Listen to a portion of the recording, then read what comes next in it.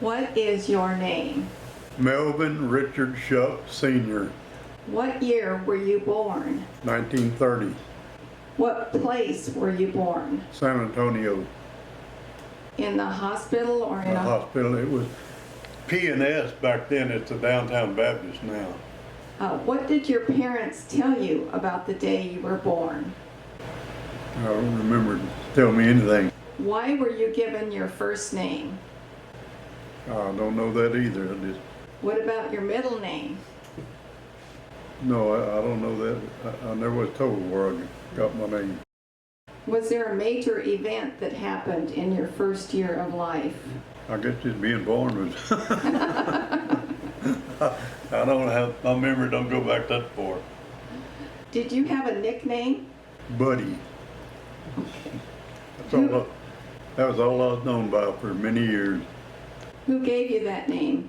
I don't have any idea.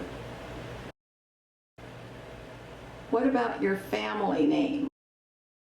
It's German. My great-grandfather came from Germany in 1800, and they ended up in Fredericksburg,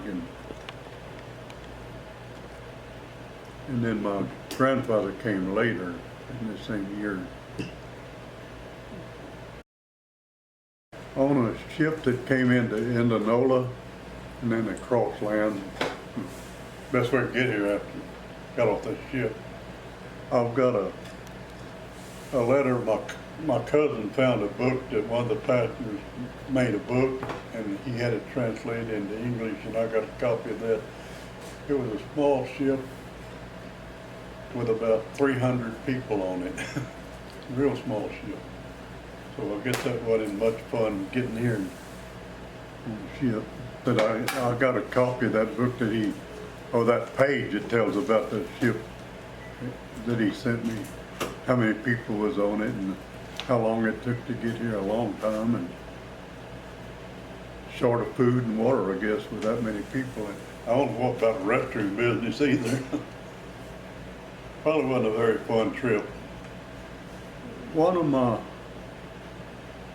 great-grandfather's sister stayed behind, and then she came later, but I don't know when. I just found that out recently. I didn't know that all. William Gates was my great-great-grandfather. He's had a son named Samuel, who was my great-great-grandfather. Samuel Gates' wife made the first Texas flag, and it was made like a saddle flag where it was narrow and long, but she never got credit for it. But we did get to go into Gonzales, and the man that owned his flag got it out of the bank vault and took it, showed it to us, and we took pictures of it. And then Samuel had a son named Amos Valentine, my great-grandfather. Well, his father and mother and his grandparents came with Stephen F. Austin to Washington on the Brazos, and he was born there in 1825. And he had an uncle that came with him too, and he was Stephen F. Austin's guide as he come through Texas. And his wife was Margaret Harrison. Tennessee to go to college to be a minister, Methodist minister, and they was having so much trouble with the Indians and the Spanish at home. He came back home, and later he joined a caravan, a wagon caravan, and went up to what is now the Blanco area. Blanco wasn't there then, and the Pittsburgh Land Company had a land on the south side of the river, and he helped form Blanco, town of Blanco, and the county, and he built the first county courthouse there, and later put the Masonic Lodge on top of the courthouse. But then it was just lumber burned down. And so he was elected Chief Justice, which is a county judge now. Chief Justice served one term, and the second term he got elected. The Civil War was going on, so he quit and joined the Confederate Army. And when he got out of the war was over, he went back to Blanco, and they re-elected him county judge. And then the carpetbaggers came down and kicked everybody out of office. There'd been a Confederate soldier, and he was a master mason. I'm also a master mason. Texas Rangers, sometimes, the former Texas Rangers have a project where they're trying to mark all those Ranger graves, and I bought a marker from them for $40. And that made me a member of the former Texas Rangers. And we had about 50 people up there that day we marked.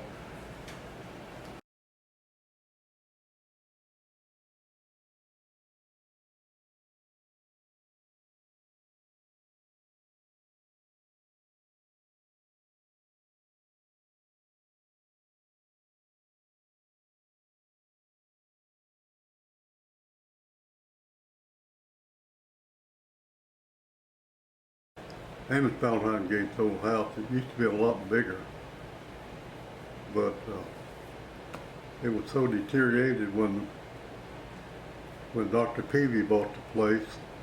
He was going to tear it all down, and he went inside in the kitchen area, dining area, and they had a lot of old historical newspaper clippings on the wall. He said, "Oh, we can't tear this down, we got to restore it."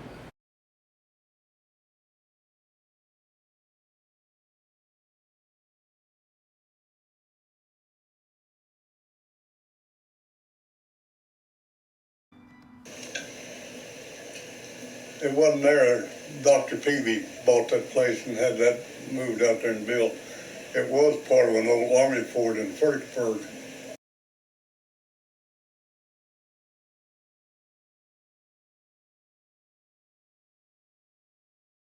This man was in Texas when it was a republic, so that made it eligible. But that's how I got into Sunday Republic.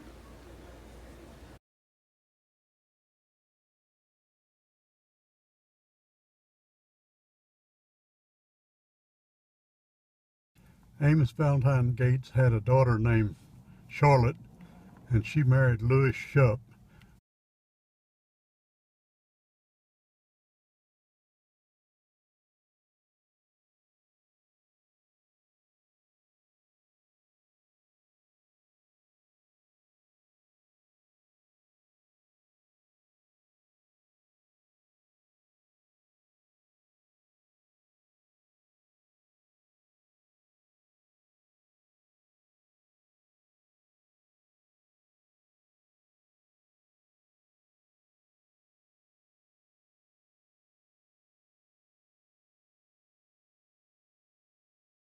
Louis Schupp and Charlotte Hannah Schupp.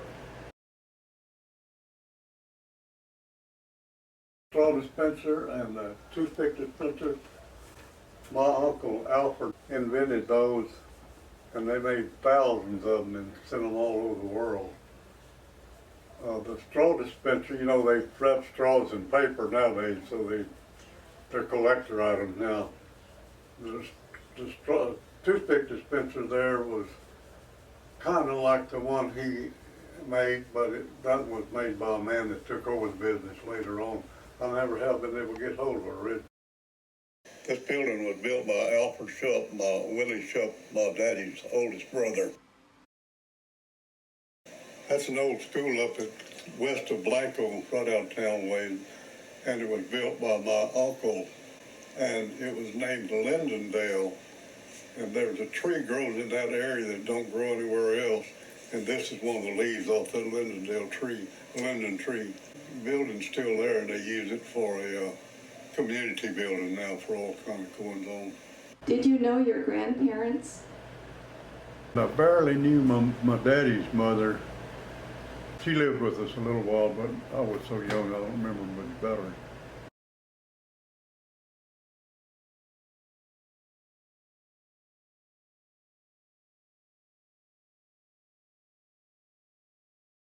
I didn't know him because he got killed when my dad was about 12 years old.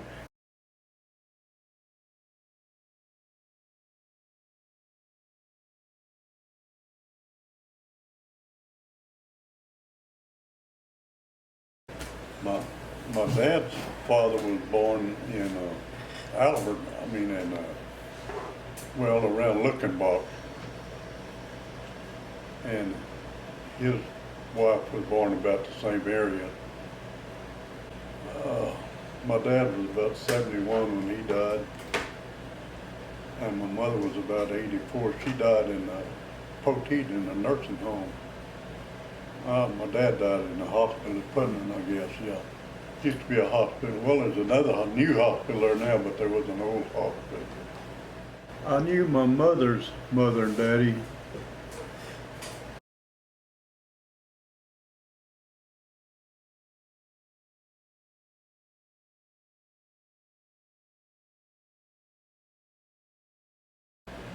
I grew up around them when I was pretty young, and it was during World War II, and people didn't talk German back, so, and I never did learn German, so we didn't have very much conversation. But the people that did speak German up around Fredericksburg, my dad didn't speak it anymore because they was afraid they're going to be accused of being Hitler people. My mother's family from around Leesville, around Nixon, so I don't know exactly where they were born. No. But I got their house picture in there that I painted. What is their name? Mahan. Albert Mahan was his. I was in Conroe, Texas, visiting a distant lady, Ken. And I saw that on the wall, and I said, is there any way I can get a copy of that picture? And she said, sure. She took it upstairs and took it out of the frame and made me a copy of it, and then I painted that one. That's Albert Mahan, my mother's grandfather, and he was a Confederate soldier and captured at Vicksburg and finally got released when the war was over.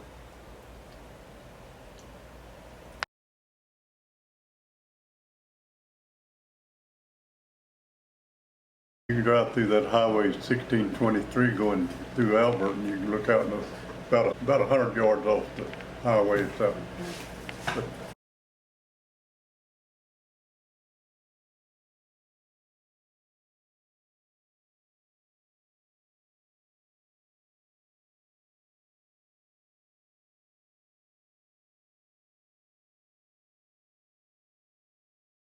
But that one's after they tore all the wood part off.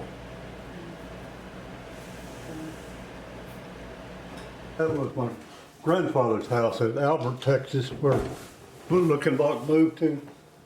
And one day they were killing hogs, and all the neighbors got together and was killing hogs and butchering.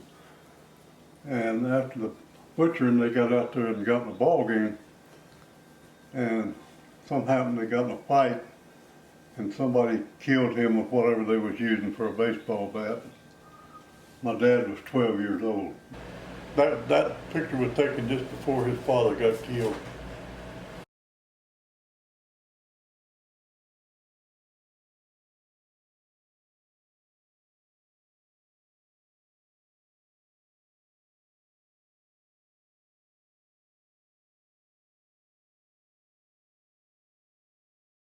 My dad's father was born in, around Luckenbach.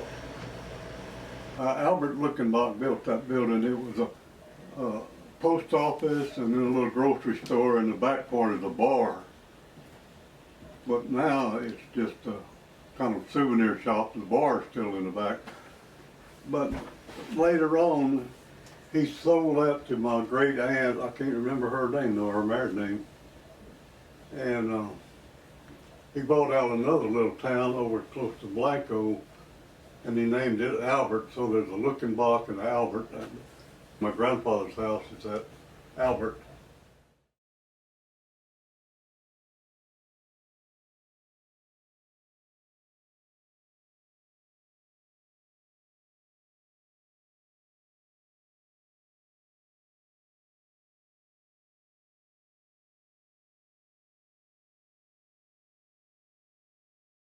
My dad was about 71 when he died.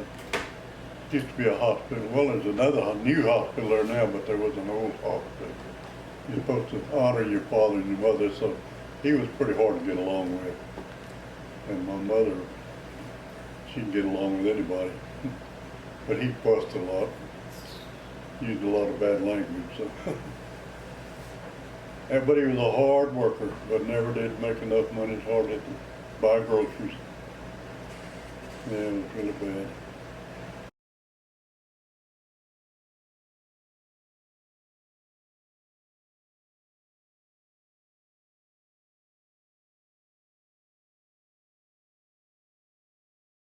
My mother's family from around Leesville, around Nixon, so I don't know exactly where they were born. No. And my mother was about 84. She died in Poteet in a nursing home. What is your first memory as a child? But I went to first grade at Briscoe, way up on South Florida. And when I was in first grade, I got sick one day, and they didn't have nurses in school back in those days. And they sent me home, and I had to walk about probably a mile or more in an area where I wouldn't walk today for nobody. It's too bad a territory, but you know, a lot of meanness. And I went to junior high in Harlandale Junior High. And then we moved to Somerset, and I went to Somerset High School in Somerset.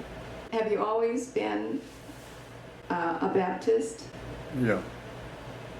I was baptized at the Somerset Baptist Church when I was about 19 years old, right after I got out of high school.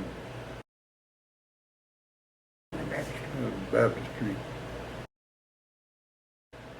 In Somerset? Baptist Church, the old building. It's behind the church that's there now. It's kind of like a two-story building only. It's got a basement, and that brings the building up. Looks like two-story. The basement got windows you can look out. When I went to church when I was little, we lived in Harlandale on Spencer. It's Gerald Avenue now. And some people had a Sunday school in their home, and me and my sisters went to that Sunday school in that home. They had a person that was bedridden, and we went to Sunday school there for years. We was walking home from there when we heard that World War II had broke out. My mother was Pentecostal. My daddy was Lutheran, so they didn't ever go. My mother went to church, but my daddy didn't. Till later in life, he got real active, but we moved out right not far from here when we moved to Somerset area, and he was working in San Antonio, had a pretty good job, but he decided he's going to quit and cut corn and firewood, and so we got in the firewood business. That wasn't no fun at all. Hard work with an axe. That was before chainsaws. Now we did have an old truck with a saw mounted on the back of it. We'd cut the trees in long lengths, and then we'd drive the truck over to them and cut them up on that. But other than that, it was axe all the way.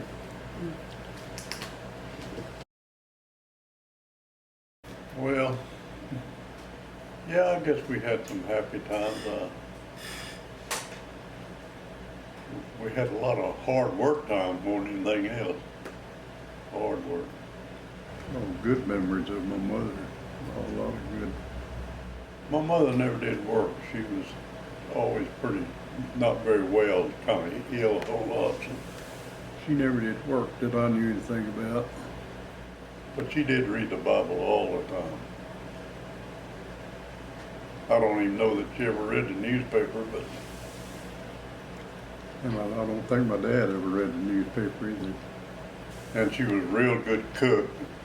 And back in those days, she could take $10 to the grocery store and buy more than you can do with $100 nowadays. But of course, everything was a lot cheaper then. But you name it, she got recipes. She'd try all kind of special dishes, but and it did lots of things, just whatever we eat nowadays. But she did like to experiment with all kind of foreign dishes. And we always killed a hog and butchered hog and had the smokehouse that smokes the meat. No, I hunted squirrels because we lived on squirrels practically for a long time. But yeah, my mother cooked squirrels any way you cook them, dumplings or fried or chicken and dumpling. I mean squirrel and dumpling, all kind of ways. We don't eat them no more, but we eat a lot of them back then. I was out squirrel hunting one day and I killed a squirrel and hung it in a tree, and that's what I always did. And then when I go back to the house, I pick it up, so I don't have to carry it everywhere. And I had a little dog with me, and the old game warden heard me shooting back there, and he came back there, "What are you shooting at?" I said, "Oh, I'm hunting rabbits." And he said, "With a dog?" And I said, "Yeah." But I had just hung that squirrel in that tree. That's one story I told. But I didn't get the ticket. Oh, in season, that's squirrel season. Well, we listened to all kind of Western music back in my childhood, mostly. Nearly all Western. And some gospel songs, but not too many till after Bernice say nine. That's all we sing now is gospel music. Mostly groceries. Oh. But they didn't spend much money on anything. I think till the 6th grade in school, we didn't wear shoes. We just went barefoot. Everybody went barefoot to school. Blue jeans and nothing fancy. No, just whatever we wore in the day, every day. Well, we lived in rent houses till I got to be about 7 years old, and then my dad built a little house, a little 2-bedroom house, and I slept in the living room part the whole time. But until later, they built a back thing on the back, and I had my bed back there. Well, they were pretty strict, and I guess they told us not to steal or not to do things like that. They never did tell us anything about getting married or anything like that. That's what I remember. Well, in San Antonio, before we moved out to the country, we had good neighbors all around us. One neighbor worked at a cookie company, and he brought home a lot of cookies all the time, passed around the neighborhood. And one of my aunts worked at a Frito factory, and she brought a lot of Fritos home before they moved to Dallas. Frito factory, there's an old man in San Antonio invented Fritos. And they bought that recipe from him for $100. And they've made billions off of it, I guess. Some on the left side of us, they came through just down to that area when the dust storms were in Oklahoma so bad.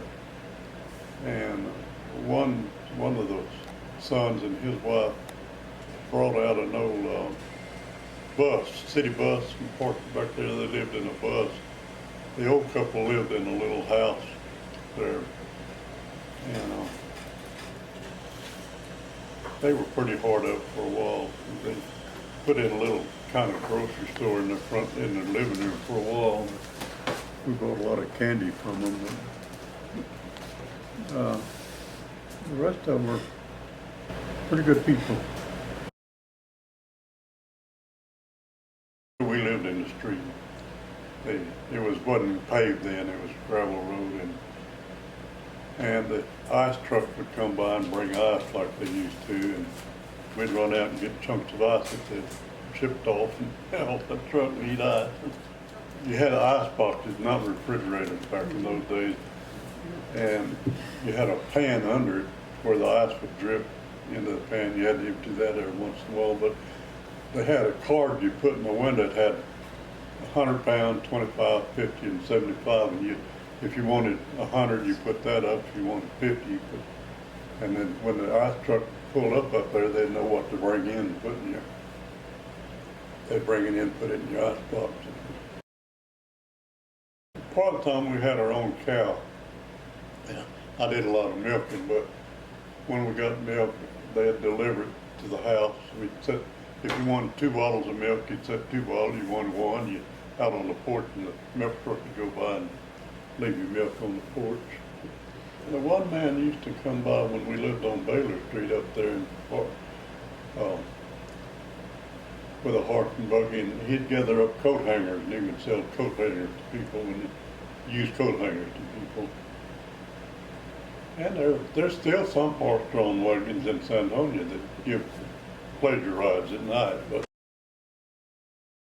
a hideout, yeah, down in the, out behind the house there was some vacant land back there, and I dug a hole and built me a shed over it, and that was my hideout. No, they never did go back to the hideout.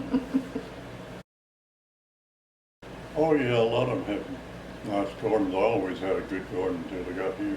Well, until I got wooden. I had gardens out here, but until I got where I couldn't walk. But yeah, most of them have a garden of some kind. Hide and seek and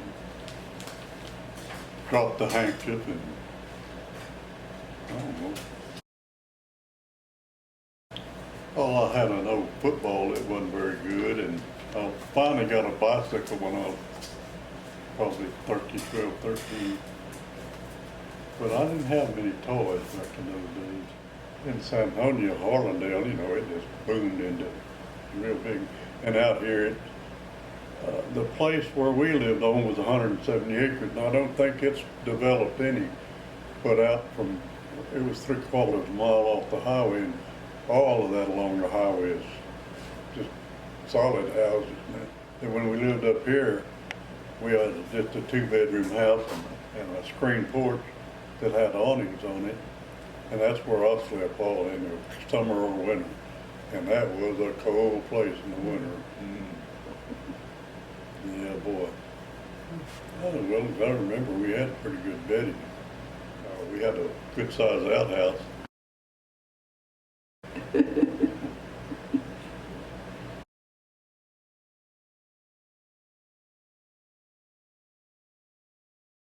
Well, it was off of Highway 16 about 2 or 3 miles north of here. And it was 3/4 mile off the highway and a real sandy road going back there. My mother got stuck there every time she tried to drive it.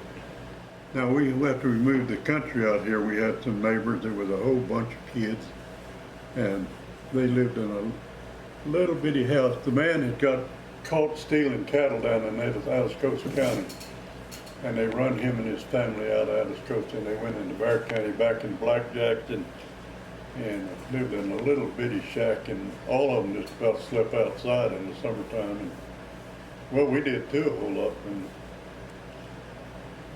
the summer when we nobody had air conditioning back then. Well, in 1941, my dad bought a 1940 brand new Plymouth. But then when we moved to the country, he traded it for an old pickup and an old sedan, or Chevrolet, I think. But we couldn't get parts for them, so most of the time we hitchhiked. Yeah, me and my sister with my cousin that broke his arm, and we was getting cleaned up to go visit him. And me and my sister was sitting on a table out in the back. Well, we had washed our feet in a pan of water, and we were sitting on that table grind, and the table turned over backwards, and I fell and broke this arm. Oh my gosh. Oh yeah, I went to the doctor, but my daddy saw it, the job he did on it, so he wasn't very happy about that. And when I broke it, we had to go by the Harlandale football stadium, and they was having a football game. And one of the guards that was out there got on the fender of the car and get people out of the way so we could get through to the doctor. It was in the evening, you know, football season at night over in Harlandale on South 4th Street. And I don't think I had any more bad accidents like that when I was growing up. I had some later, but yeah, I got a bad burn scar on my leg when my sister and her friends was making some candy outside, and some of them got splashed over on my leg, and got a pretty good burn scar there. I never did learn. I had 2 or 3 guitars, but I never did learn how to play one of them. My oldest sister, they sent her to school and she learned how to play the accordion. Since school was over, she laid that down, never did play it no more, so my dad never did spend any money on me to learn the instrument. But I did have, well, in Alaska I had two guitars, but I never learned how to play one of them. Oh yeah, I had four different horses, yeah. We didn't have family reunions back then till Bernice's family. We have some family reunions now up in Kerrville, but just not too big gatherings.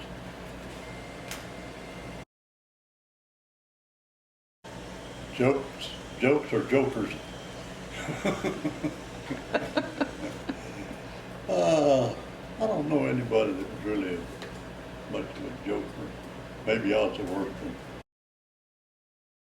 I've got about 800-900 old fruit jars altogether, but about 30 years ago I got it all in a fruit jar.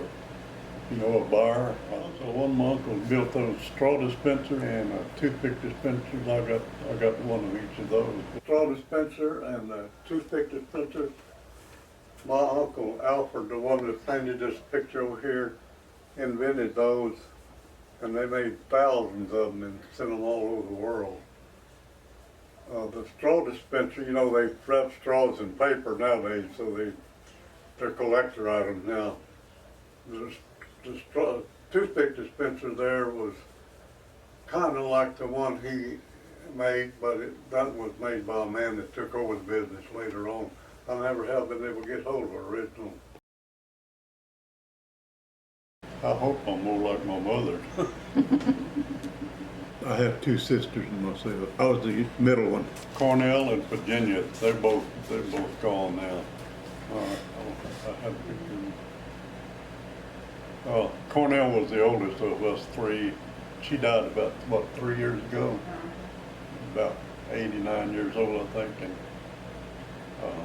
Virginia died probably 30 years ago. She had all kind of cancer and all kind of problems in San Antonio.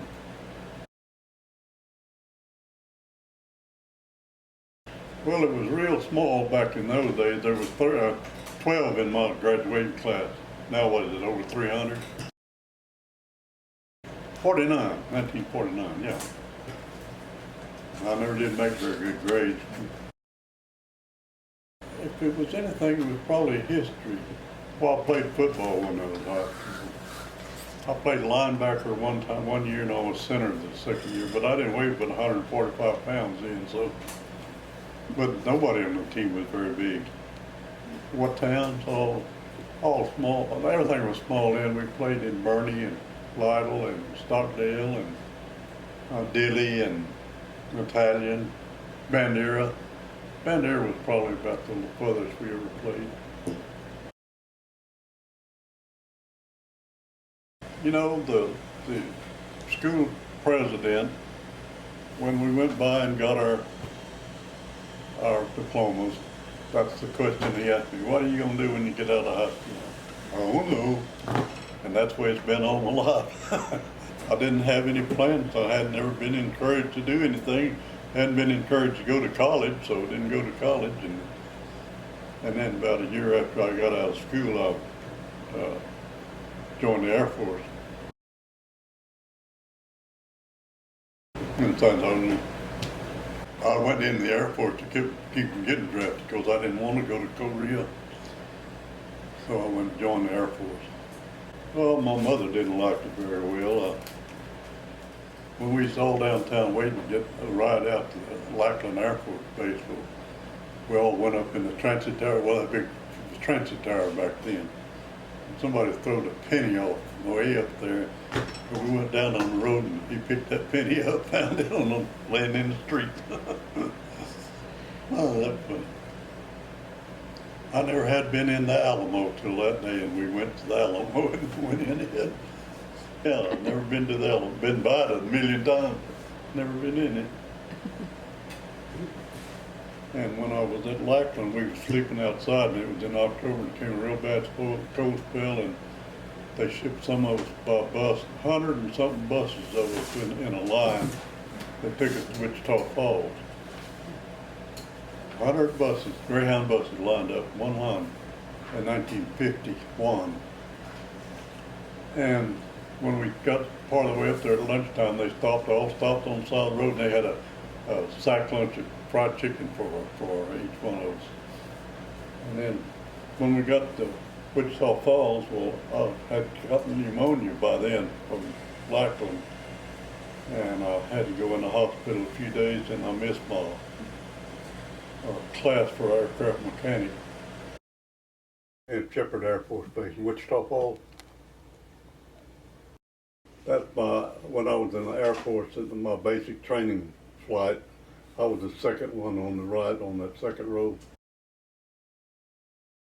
Just for the fire department. Got out as a senior firefighter. They sent me to Houston. I was in the fire department there at Ellington, where the Space Center is now. That's where I was there. And then they shipped me from there to Fairbanks, Alaska for 2 years. Ellington Air Force Station, Fairbanks, 25 miles out of Fairbanks. I rode a ship up there, me and another boy that was going up there with me.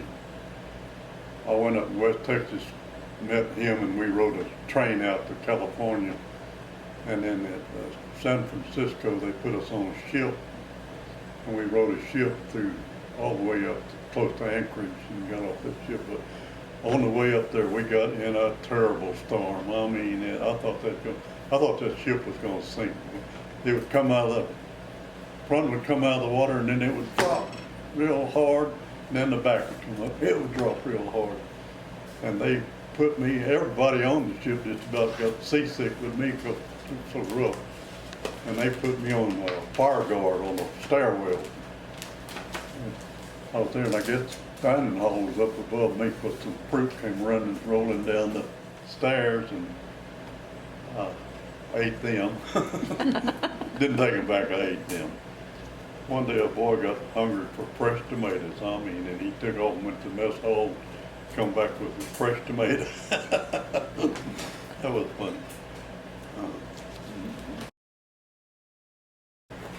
When we were going to the barracks, they had a tent city, a bunch of big tents where workers would come up there in the summertime and live in those tents and work and building different things. And when we was driving on the bus to go to the tent, they pulled up by those tents and said, "Well, boys, here's your tent. Here's your home for the next 2 years." Oh no! The barracks were 2-story, and we had bunk beds there at the base. And the snow was already about a foot deep on the ground. Sunshine in the summer all the time, and winter dark in the winter. Cold as you know what.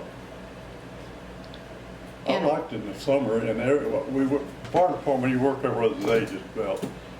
So me and anybody I could get to go with me, we went everywhere we could go to see what we could see in Alaska. And the 8 of us went in a pickup truck all the way up to the Yukon River one day, and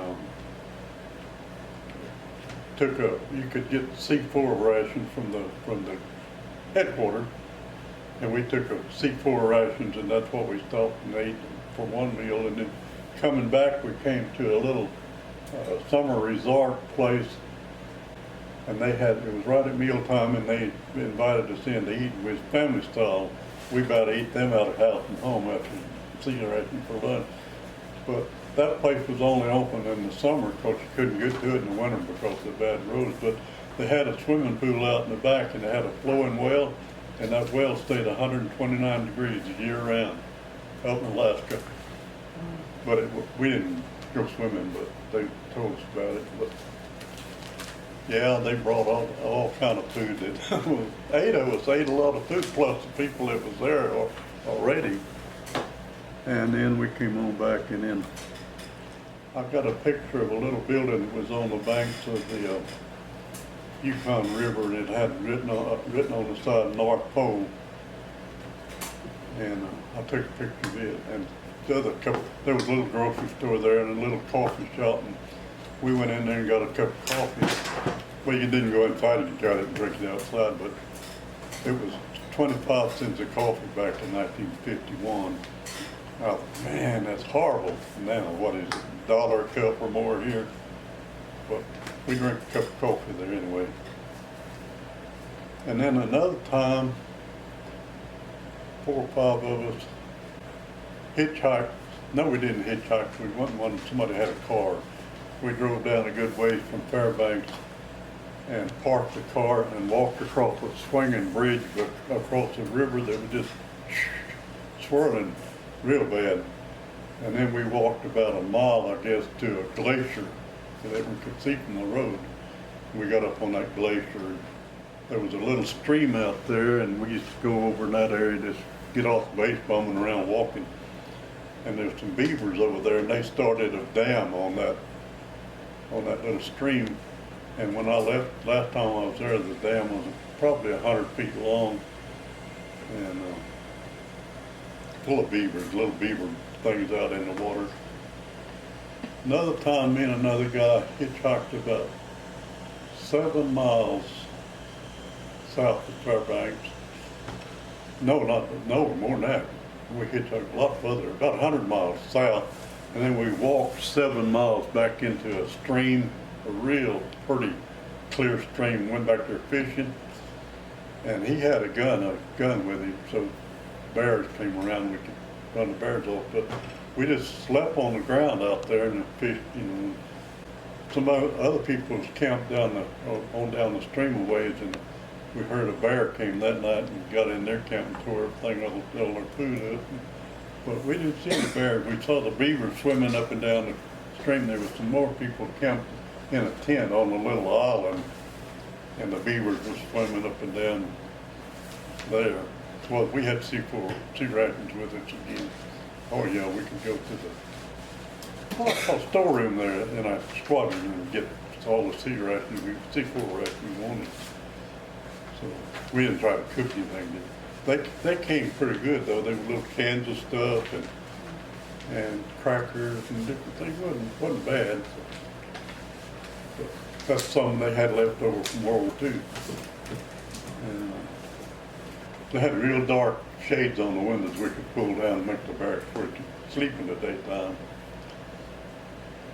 Nighttime you didn't have to worry about that. But we didn't do much of anything in the wintertime. It was just too cold to get out and do anything. Or you played a lot of checkers and a lot of cards and stuff like that. Yeah. Back in the days before TV, we didn't have any TV.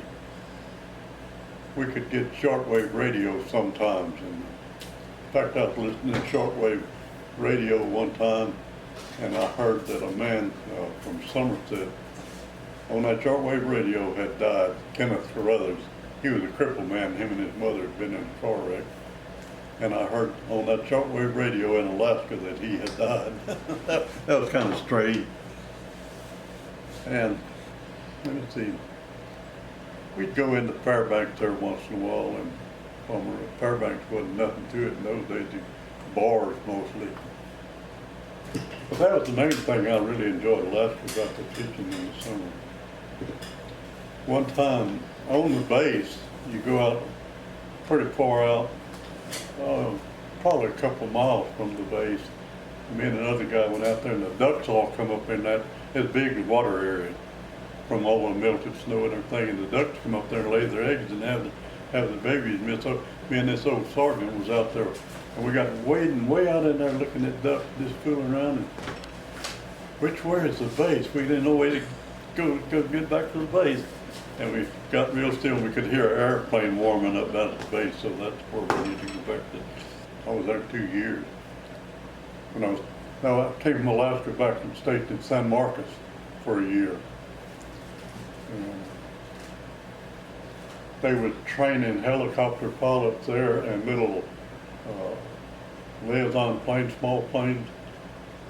And every day we'd have to take a fire truck and go out to some auxiliary fields there, sit out there 12 hours while those pilots were practicing landing and taking off. And that wasn't no fun. Then we had to take a box of lunch, ice chest full of lunch, and there was always sandwiches or something every day. Just every day we was out there. And boy, they catch you going to sleep on those jobs. It was too bad to plow. And it's hard to keep some of them guys awake. Some of those fields didn't have a runway for the helicopters. They just landed out in the field, but the little airplanes had paved runways over. One at Seguin and one somewhere else. Yeah, it was something else. Hot smoke back then, and we'd run out of matches. Have to go get a piece of wire and put it on the battery, get it hot on one end to light a cigarette. That was dangerous because batteries blow up. My friend from Arkansas, we worked together, and I bought a car after I got back there, and me and him used to run around, go down New Braunfels to Landa Park and get out. No, I don't know. I enjoyed a whole lot of it. Alaska got real boring, that long up there. But fire chief at San Marcos wrote me a letter when I was getting out and wanted me to stay there in the fire department as a civilian, but I didn't want to do that. So I just got out and came down here and started doing all kinds of different things.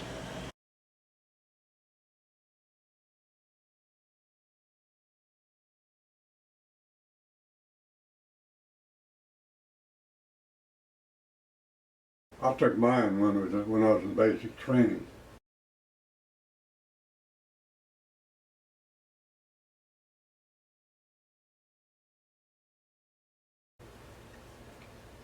I don't know where Richard had his made, but Richard spent 5 years in the Air Force, and he spent a year in Turkey, and he was able to go and do a tour of Israel. Wallace was in about 7 years when he was down in Honduras, and they were putting up a prefab building, and the wall fell on him and hurt his back, so he had to get out sooner or later.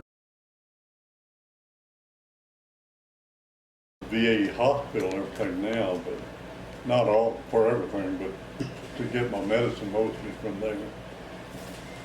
When did you meet Bernice? And, well, I knew Bernice. I'll tell I was in school with one of her brothers before he joined the Air Force and left home. I knew her when she was a little girl, and but then when I came back, an old preacher friend of ours started a brush order church out in his front yard, and I started going to that, and then Beatrice and Bernice came over there, and that's how we started going to that church just from there. I was doing mechanic work then for a white motor company. We used to rent apartments all over San Antonio, moved about every 2 or 3 months. But we finally bought a house out in Harlandale on the way on the south side, close to 410. We bought a little house, and I used to work for George C. Vaughn's. My dad worked for them, and I worked for them a long time, but they didn't pay nothing. I was a foreman, getting about less than $3 an hour, and I was making aluminum windows. I was in charge of making aluminum windows and working on cabinets and doors, just whatever building materials they made.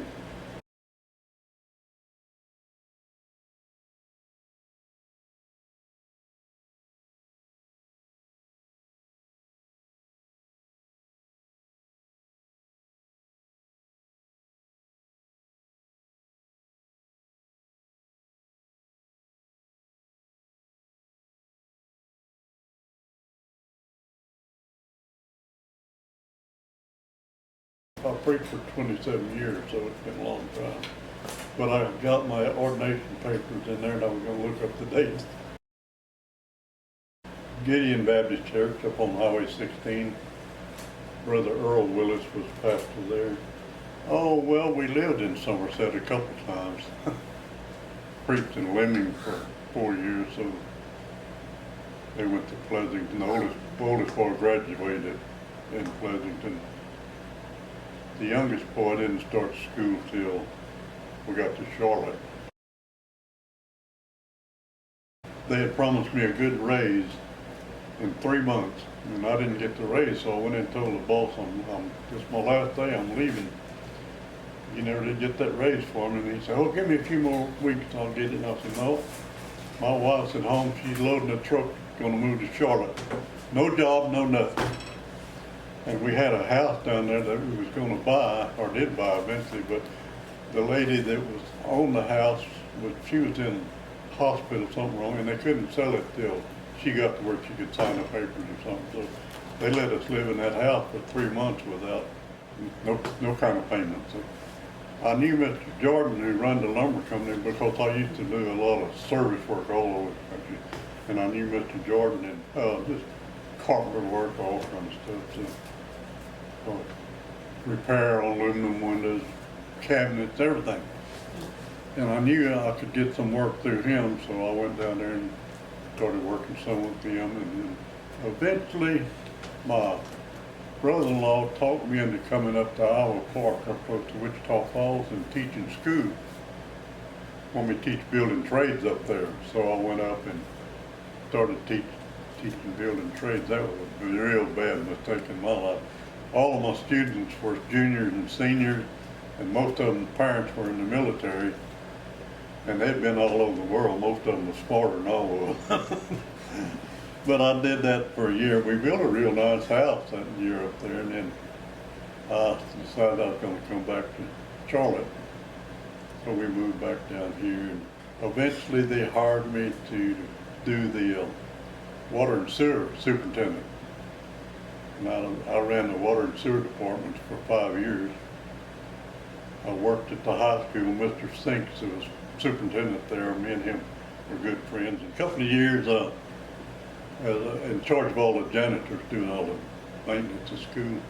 Our kids all got gone from home, and we had that big house down there, and we didn't need it, and it was so far to come up here from doctors and everything. We decided to sell that house, and we bought a mobile home down there first and lived in it for a while. Then we decided we wanted to come on up this way. So, trailer. We did have a trailer. Yeah, we did.